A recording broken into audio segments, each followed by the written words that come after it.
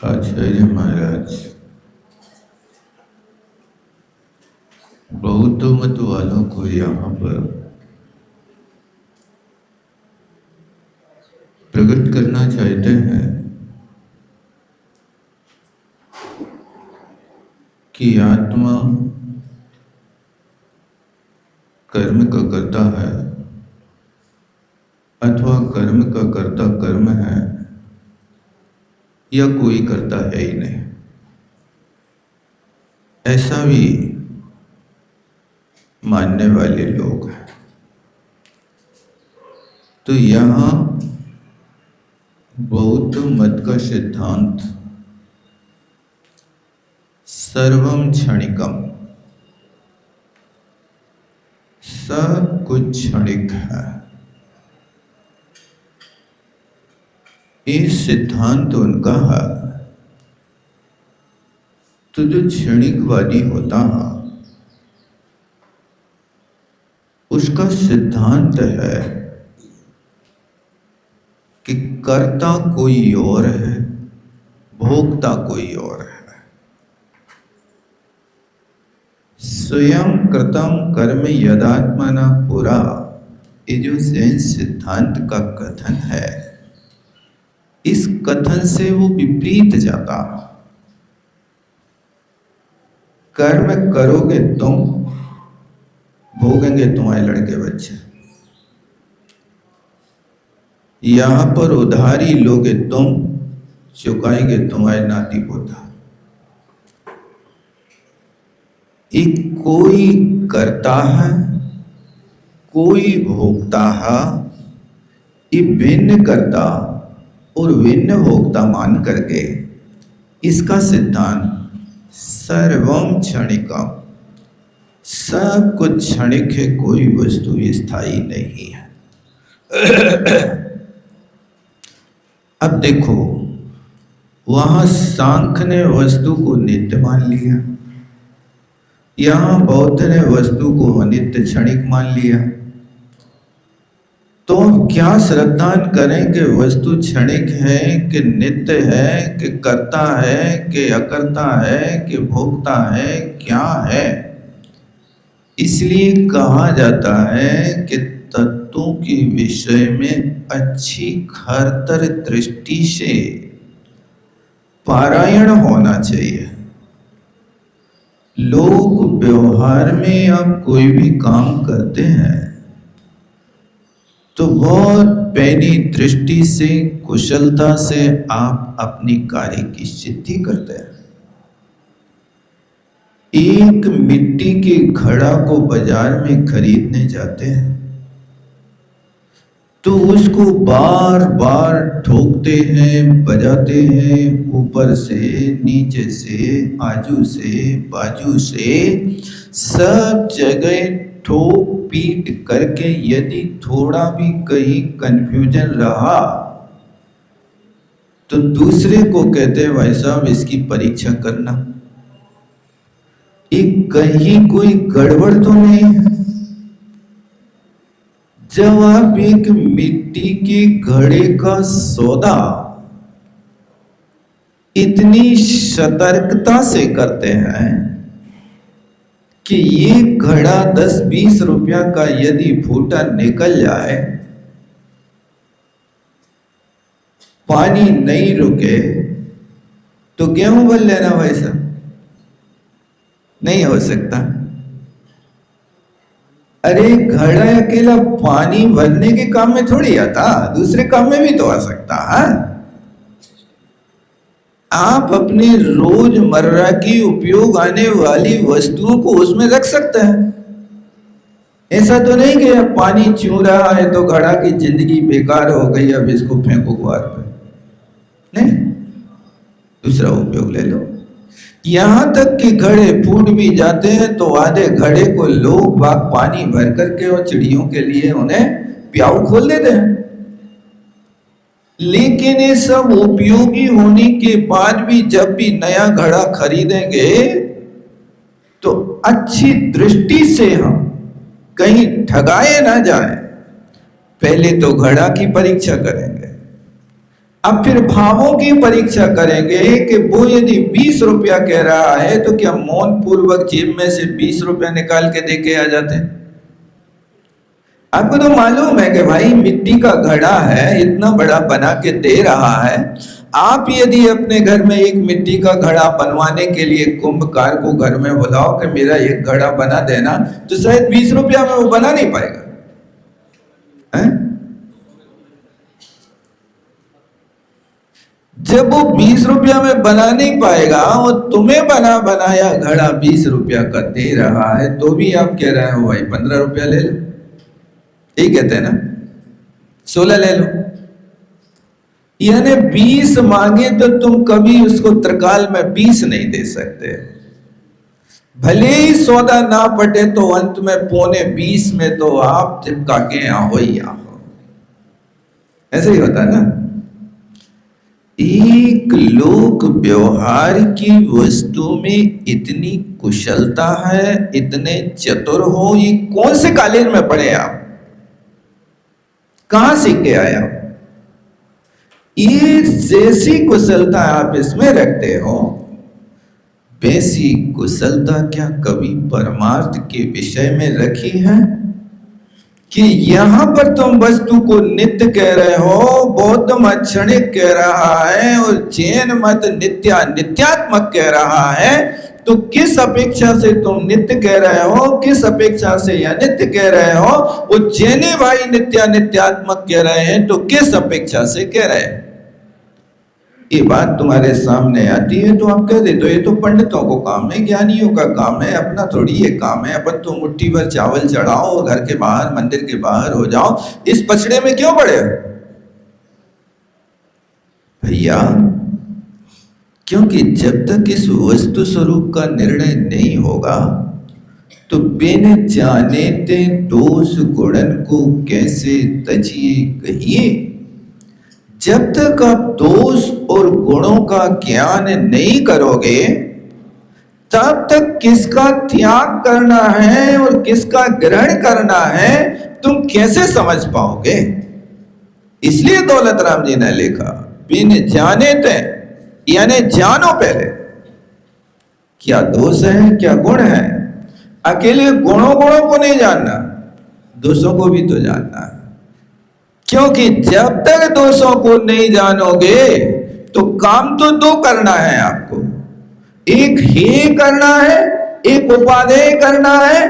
दोषों को त्याग करना है तो त्याग करने योग्य वस्तु को भी जानो, और गुणों को ग्रहण करना है तो ग्रहण करने योग्य गुणों को भी जानो कि ये हमें ग्रहण करना है, ये हमें त्याग करना है। इसी तरह यहाँ पर ये क्षणिकवादी जो है वो किस अपेक्षा से वस्तु का कथन कर रहा है। कलश का उच्चारण तो अपन ने कल किया था, आज इसका अर्थ देखते हैं। कलश नंबर 206 है। यहां पर इस 206 नंबर के कलश में कहते हैं, क्षणिकम इदम, यह ये का संधि विच्छेद करना, कल्पित्वा आत्म तत्वम। कहते हैं कि इदम, यह, इदम माने यह इस लोक में एक कहा, एक ऐसा मत है। कैसा मत है? आत्म तत्वम क्षणिकम कल्पयित्वा, आत्म तत्व को क्षणिक मानता है। यानी आत्मा हर पल में नष्ट होती है और नई नई आत्माएं उत्पन्न होती रहती हैं। कल्पना पूर्णमभ्रांतम, ऐसा उनका सिद्धांत है। ये सब कल्पना है, ये सब विभ्रम है, कुछ भी नित्य नहीं है। जो आज है वो कल नहीं है। जब आप ऐसा कहते हो तो श्रद्धा ने किसका करना? वो जब सब कुछ क्षणिक है तो तुम्हारे सिद्धांत में प्रत्यभिज्ञान की क्या वैल्यू है? प्रत्यभिज्ञान क्या सिद्ध करता है? प्रत्यभिज्ञान वो कहता है कि वर्तमान का प्रत्यक्ष हो और भूत का जोड़ रूप ज्ञान हो, स्मृति हो, इन दोनों के जोड़ रूप ज्ञान को प्रत्यभिज्ञान कहते हैं। ध्यान देना, जैसे आपको देखा तो आप वर्तमान में प्रत्यक्ष हो गए। अब आज प्रत्यक्ष होने के बाद अब साल 6 माह के बाद फिर आप दृष्टिगोचर हुए। देख करके लगता आप कौन है, पूछना नहीं, आपका ज्ञान ही पता लगा रहा है, वो ज्ञान डुबकी ले रहा है। आप कौन है, कहां के हैं? देखे हुए से तो लग रहे हैं। ये मन में विचार आ रहा ना, ये जो भूत की स्मृति है, उस भूत की स्मृति में आप डूब रहे हो, खर रहे। कौन है, कौन है? देखा हुआ लगता है, परिचित है। ऐसा जो ज्ञान हो रहा, इसका नाम जोड़ रूप ज्ञान है। जोड़ हो रहा क्या? नहीं जोड़ रहे ना। कौन है, कौन है? आओ, जैसे ही कहा आप भूल गए। नहीं, आपको कैसे भूल सकते हैं? आप जैसे ही उसने कहा भूल गए तो वाणी से पर, अच्छा ये वो ही व्यक्ति है जिसको हमने बीना में देखा था। अच्छा, बीना वाले हैं, बहुत अच्छा, अब आ गए। तो वो जो बार बार तुम्हारा ज्ञान डुबकी ले रहा था, कौन है, कौन है, कौन है, ये हुआ जोड़ रूप ज्ञान। और वर्तमान का प्रत्यक्ष हुआ, वर्तमान में आपको देखा, इसलिए देखते ही भूत की स्मृति आने लगी। वो भूत की स्मृति आते थोड़ी देर में निर्णय हो गया। और यदि नहीं होता तो आपने वचन बोला और फिर पता चल गया, और इसके बाद भी यदि नहीं समझ में आ रहा, हाँ आपसे मिले तो हैं, हाँ अपन वहां मिले थे ना, अच्छा अच्छा अच्छा, ये प्रत्यभिज्ञान का विषय। देखो ध्यान देना, थोड़ा सा गहराई में जाना, घबरा नहीं जाने के कहां की बातें कर रहे, बातें तो रोज की कर रहे जो तुम 24 घंटा उपयोग में करते। प्रत्यभिज्ञान के नाम से परिचित नहीं हो, लेकिन हर ग्राहक से परिचित हो के नहीं हो। स्मृति लगाते क्या नहीं लगाते? कौन गांव का ग्राहक है, इसको कितने दिए थे, देने के बाद लिख ना पाए, उस शाम को जब मंदिर में माला फिर भी आए तो भगवान के नाम स्मृति में आते हैं कि उधारी कौन की बाकी रह गई, लिख भी वो आती है। बताओ क्या आता है, ईमानदारी से बता ना, उधारी आती ना, अभी कौन की नहीं खतौनी कर पाए, अब भी जाके लिखने भूलने जाए। कई लोग तो वहीं गांठ बांध लेते, ये गांठ काय की बंधी, उसकी उधारी लिखने है। नहीं होता है ऐसा, होता है। नहीं हो तो जता दे, गांठ में बांध लो। ये बात गांठ में बांधने के ज्ञान में बांधने नहीं, ये बंधी गांठ को देख करके ये स्मृति हम फिर से ले आएंगे। जो सुबह से आज तक की हमारी भूलन हुई, वो गांठ जिस कपड़े में बांधी वो बार बार छूती रहेगी, वो तुम्हें स्मृति दिलाती रहेगी। तो मैं ये कहना चाहता हूं कि यदि आपने वस्तु को क्षणिक मान लिया ना, तो जो प्रत्यभिज्ञान का विषय, जो स्मृति आ रही थी, जोड़ रूप ज्ञान कर रहे थे, वो ज्ञान तुम्हारा समाप्त हो जाएगा, क्योंकि वस्तु तो उसी समय खत्म हो गई। जब अपना परिचय हुआ, परिचय होने के बाद वहीं खत्म हो गई बात, तो आगे बढ़ी नहीं। फिर ये प्रत्यभिज्ञान का विषय आप कैसे बनाएंगे? इसलिए लगता है कि तुम वस्तु को क्षणिक कह रहे हो, यानी आगम से विरुद्ध जा रहे हो। इसलिए कहा आत्म तत्वं क्षणिकं कल्पित्वा, इस आत्म तत्व को क्षणिक मान करके निज मनसी, देखो क्या लिख रहे हैं, उस बौद्ध मत वालों ने अपने मन में ही ये मान रखा, ये कल्पना कर रखी, इसलिए कर्तृ भोक्तृ विभेदम विधत्ते कहते हैं। इसलिए जो वस्तु को क्षणिक मान रहा है, वो वस्तु को फिर अब कर्ता अलग, भोक्ता अलग, ये अलग हो गए। करेगा कोई, भोगेगा कोई। तुम कर्म करोगे, तुम्हें नहीं भोगना पड़ेगा भैया। तुम यहां पाप करो, नरक में कोई और जाएगा। तुम यहां पुण्य करो, स्वर्ग में कोई और जाएगा। ऐसा है क्या? आपको लगता है ऐसा कि कोई करे? ये सिद्धांत तो मानता है, लेकिन ये नहीं कहता कि रोटी खावे कोई और पेट भरे कोई का। इसलिए कहते हैं दाल को सोज, खीर को सोज और महेरी को न्यारे, ऐसा कुछ कहते हैं ना आप लोग। यानी खीर बने तो पार्टनरशिप, और महेरी बने तो हमारा तो पेट पे रात। अरे भैया, वस्तु स्वरूप तो समझ।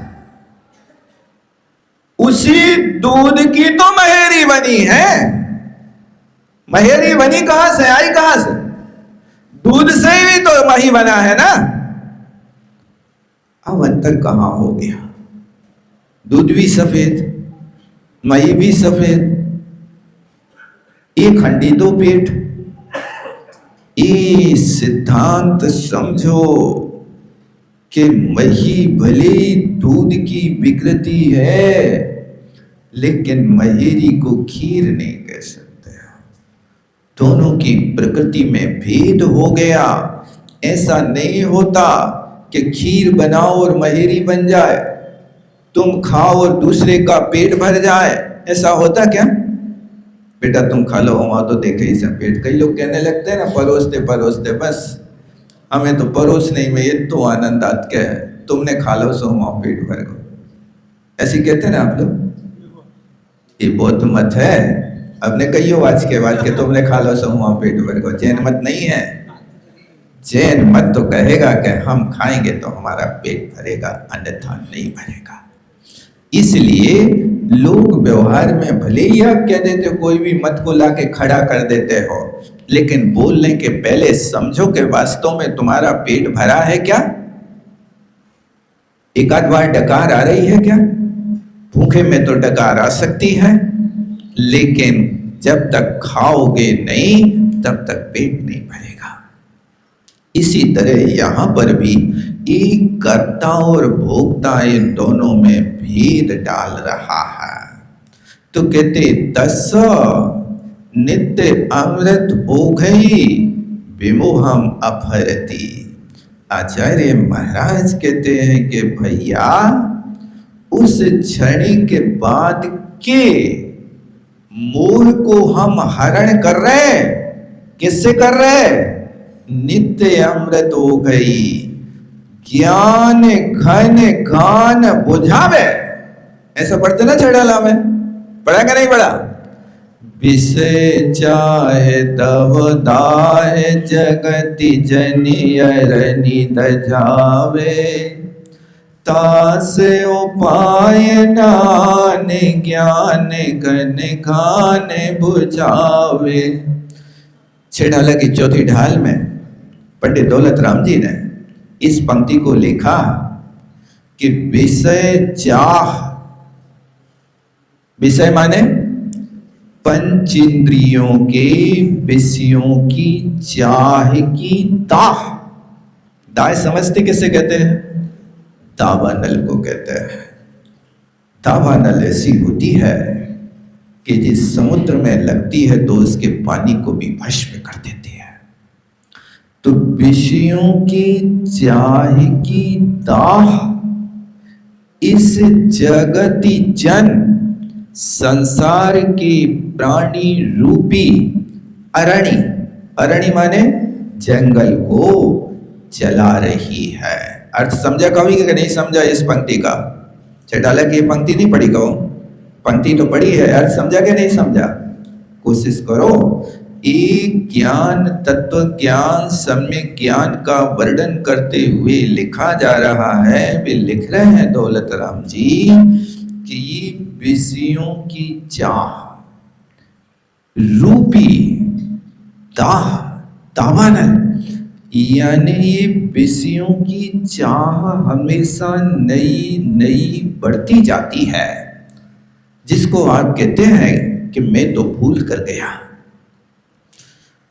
सोचा था मैंने विषयों से, बुझ जाएगी इच्छा ज्वाला, परिणाम निकलता है लेकिन मानो पावक में गिरा। मैंने सोचा था, क्या सोचा था कि मुझे यदि किसी विषय की इच्छा हो रही है, रसगुल्ला खाने की इच्छा हो रही है, खा लो, इच्छा खत्म। भैया रसगुल्ला खाने से इच्छा खत्म नहीं होगी। जैसे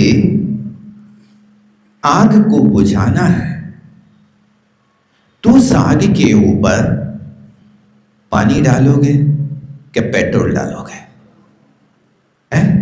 क्या डालोगे? अरे पानी।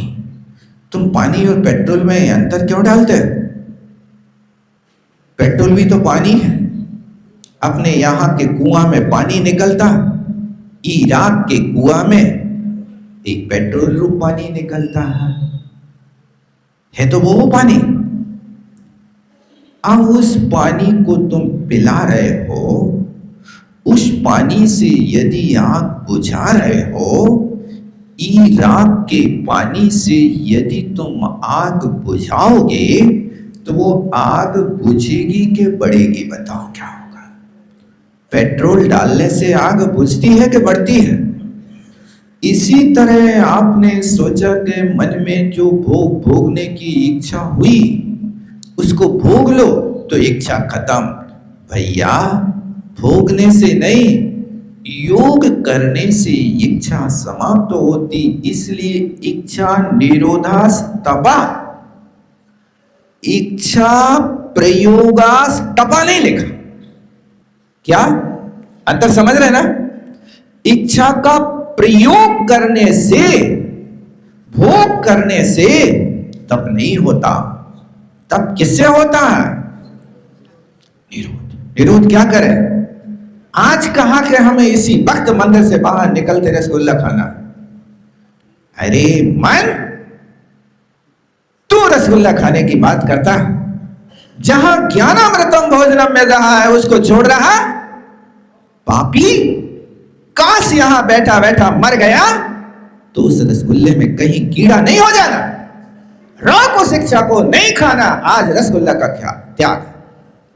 बार बार इच्छा हो रही ना, जिस वस्तु की इच्छा है उसका त्याग।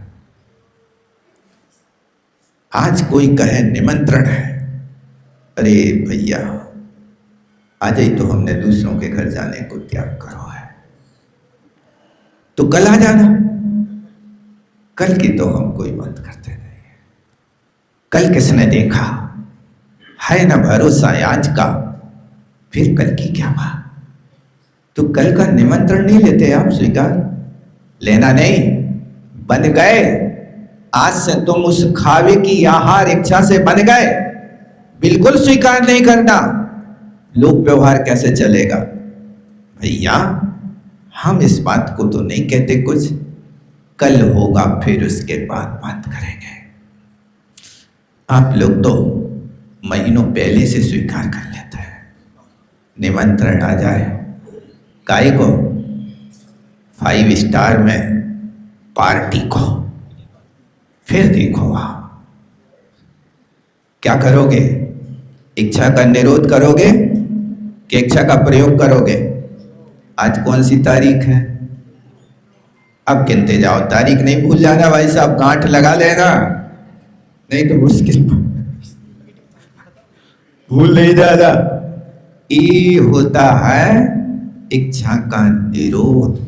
इसलिए जो आप कह रहे थे कि इच्छा हुई और प्रयोग कर लो, ये इच्छा का प्रयोग करने से कभी भी इच्छा शांत नहीं होती। यदि अग्नि को शांत करना है तो अब पानी भी मत डालना, बस ईंधन लेना बंद कर देना। अग्नि को आप ईंधन नहीं दोगे तो अत्रणे पतते वह्नि स्वयमेवोपशान्तये, उस अग्नि को आगे ईंधन नहीं मिलेगा, स्वयमेव शांत है, अपने आप शांत हो जाएगी। इसी तरह इंद्रियों के विषयों की इच्छा हुई तो ये विषयों की इच्छा इतनी बढ़ती जाती है कि वो बढ़ते बढ़ते कहां पहुंचे, हजार से लाख से करोड़ से अरब पे पहुंचते चक्रवर्ती बन गया। वो चक्रवर्ती बनने के बाद में अब यहां और क्या चाहिए, अरे भैया हमें तो तीनों लोगों की संपदा। तो आचार्य महाराज कहते भैया आशा कर्तव्य प्रतिप्राणे यस्मिन् विश्व मणोपमं कस किंकि दायाति प्रथावो विषयस्ता। इस संसार में 3 लोक में कितने जीव हैं, अनंत जीव, जे त्रिभुवन में जीव अनंत। ये अनंत जीव हैं और एक एक जीव का आशा रूपी गड्ढा इतना गहरा है कि उसकी आशा रूपी गड्ढे में 3 लोक की संपत्ति भर दो तो वो तीनों लोगों की संपत्ति उसके आशा रूपी गड्ढे में अणु के बराबर दिखाई दे रही है। आशा गर्द प्रतिप्राणी यस्मिन् विश्व मणुपमम्। अब एक एक व्यक्ति के लिए 3 लोक की संपत्ति अणु के बराबर लग रही, और 3 लोक में अनंत जीव हैं और अनंत ही जीवों की इतनी बड़ी हुई तृष्णा रूपी गड्ढा है। अब हम किसको कितना देवें बताओ, कस किम कियत आयाति, किसके भाग में अब कितना आए आप ही बता दो हमें। हर व्यक्ति को इतना चाहिए भैया, इससे अच्छा है सुख पावे संतोषी प्राणी। अपने जीवन को सुखी बनाना है तो 4 बातों को हमेशा अमल में लाने की कोशिश करो। पहली बात, बुरी आदतों से बचो। जहां बुरी आदतें होती हैं वहां पर इच्छा बढ़ती जाती है, विषयों की आशा बढ़ती है, इसलिए बुरी आदतों से बचो। दूसरी बात, झुंझलाहट से बचो। ये भी बहुत बड़ी आशा है, इच्छा है। जहां तुम्हारी इच्छा पूर्ण नहीं होती है वहां आप झुंझलाने लगते हो, पता ना ऐसा। इस झुंझलाहट से बचो। और तीसरी बात, कुसंगति से बचो। जिस व्यक्ति के पास इतना बड़ा आशा रूपी गड्ढा है उस व्यक्ति के किनारे पर खड़े मत होना, नहीं तो वो गड्ढा में तुम्हें भी गिरा देगा। वो कहेगा कि दौड़ दौड़, कहां चल रहा, कहां जा रहा है, कमा पैसा, चाहे पाप से आए चाहे पुण्य से आए, क्योंकि पैसा के बिना लोगों की इज्जत नहीं होती है। इसलिए वे ढकेलेंगे तुम्हें राग की आग में और कहेंगे कि पैसे पास होते हैं तो रिश्ते हजार होते हैं, गरीबी में बिगड़ते हैं जो रिश्ते खास होते हैं। ये तुम्हारे सामने सुक्ति रखेंगे और इस सुक्ति को सुन करके कहोगे ये तुम्हारे बिल्कुल वेद वाक्य है, भगवान के वचन, ये बिल्कुल सत्य है क्योंकि तुम अनुभव कर रहे हो। तो आज तुम्हें सम्मान गरीबी के कारण नहीं मिल रहा है कि आपके अनादे नाम कर्म के उदय के कारण हो रहा? क्या हो रहा बताओ?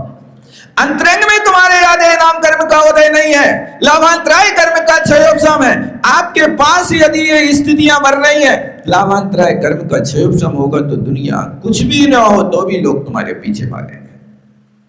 और यदि लाभांतराय कर्म का क्षयोपशम नहीं है तो सामने वाले से भीख मांगोगे तो कहेगा आगे बढ़, इतना बड़ा शरीर लगाया है, मजदूरी कर, 4 उपदेश सुना दोगे लेकिन 2 पैसे जी से नहीं छूटेंगे। करते क्या नहीं करते ऐसा? दुनिया भर की बातें करेंगे, भिखारी तो निकम्मे हो रहे हैं, करोड़पति हो रहे हैं। उपदेश कौन पूछ रहा था हमसे?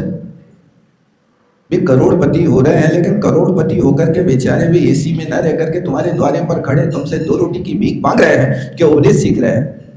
झंझलाहट से बचो, कुसंगति से बचो। जहां सत्समागम हो, लाख काम छोड़ करके सत्समागम को करने की कोशिश किया करो।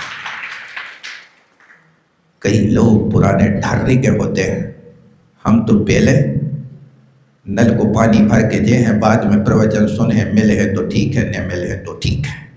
पानी के बिना प्यासे मर जाते हैं। धन्य है तुम्हारी लीला। हम तो पहले गैया लगा के जे हैं, दिन चढ़े तो गैया ही नहीं लगे, दूध चढ़ जाए, ऐसे कछु कहते हैं।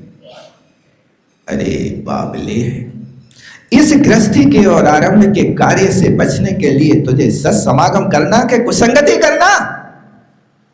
इसलिए कोशिश करो, लाख बात की बात यही निश्चय और लाओ, तोर सकल दंड फंद। गैया को ध्याओ, नल को ध्याओ, ऐसे ही करना। हाँ तो गैया लगा, हमारे घर में तो नल आ रहे, वो नला है तो पानी भरने के बाद भी रोड धोएगा, फिर वहां नाली धोएगा। जो धोने के योग्य है उसको धोने की चक्कर नहीं करेगा। क्या करें, बड़ी विपरीत बुद्धि है।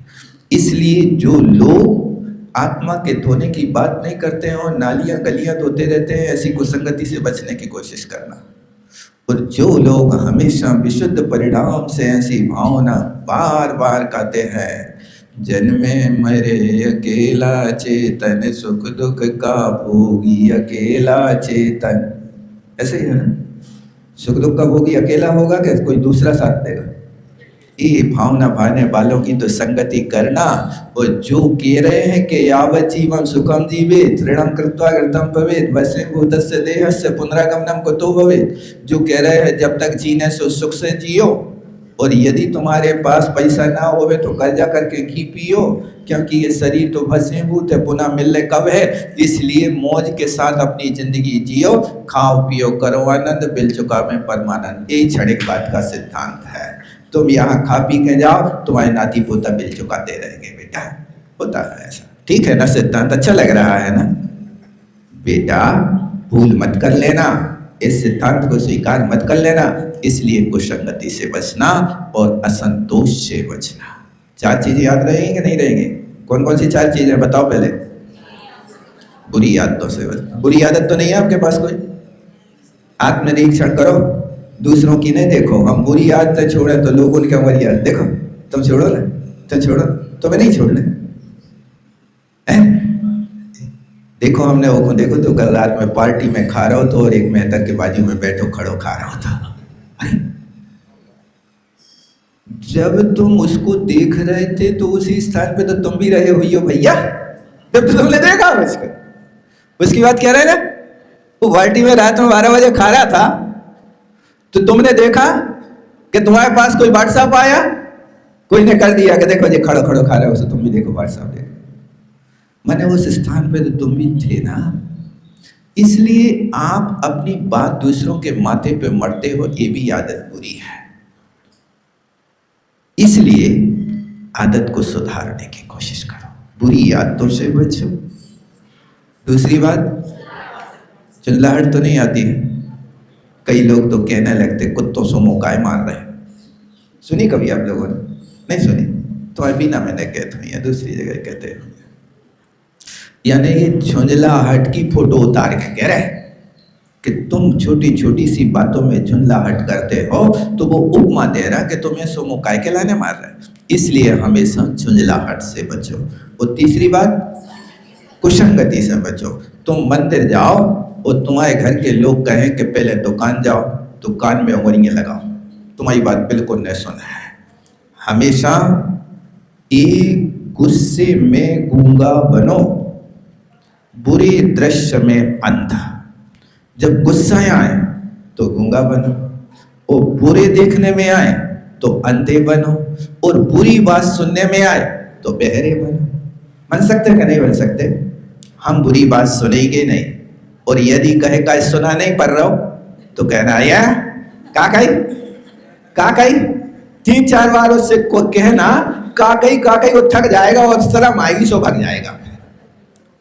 बुरे सुनने में बहरे बनो, बुरे देखने में अंधे बनो, और बुरे बोलने में गूंगे बनो। सरल है कि कठिन है? सरल है, सरल है, बहुत कठिन है। याद तो हुआ कि नहीं हुआ? क्या याद हुआ?